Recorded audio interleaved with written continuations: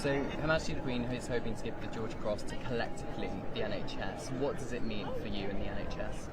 I think it's a huge honour. It's an award given for courage and bravery, and it's for all of those who work in health and social care in Northern Ireland. So that's our frontline professionals, our doctors and our medics, our paramedics and our social care workers, but also all those who provide support to those professionals, our cleaners, our cooks, our porters and so on. So it's something that is universal across the whole of our system, and I think it's a really important honour that's been bestowed on us today. Because the whole workforce was put through a huge challenge during the coronavirus pandemic. Just explain some of the challenges that they were having to deal with on a daily basis.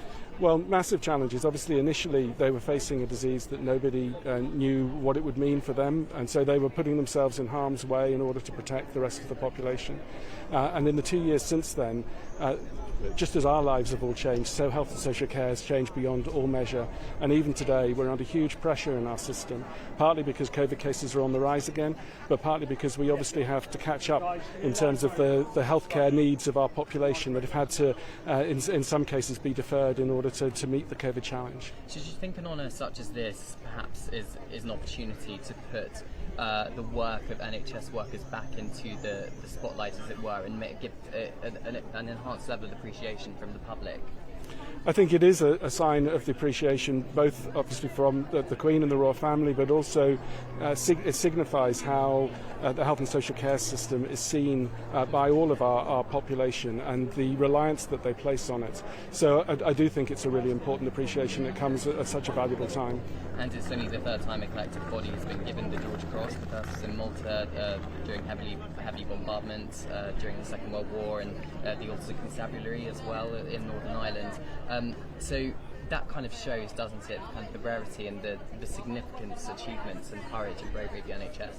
Absolutely, and it's a different sort of courage and bravery that's been recognised today than in the two cases that you've just mentioned, but one that matters just as much, I think. And I've already said something about how people put themselves into harm's way in order to support and safeguard our population, and I think that's the reason that this award has been given. So describe your role during the coronavirus pandemic.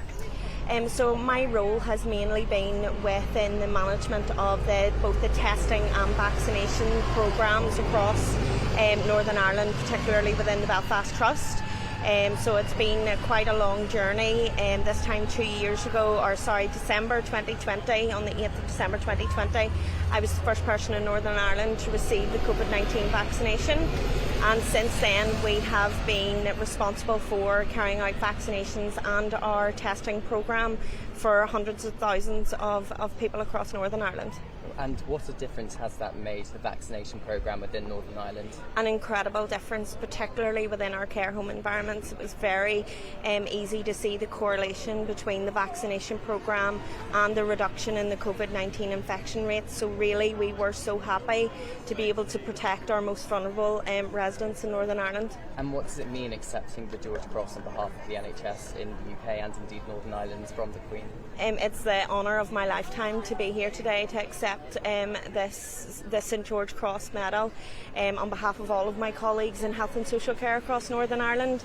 We are deeply appreciative of the recognition shown by this token today, and greatly excited to be here. Thank you.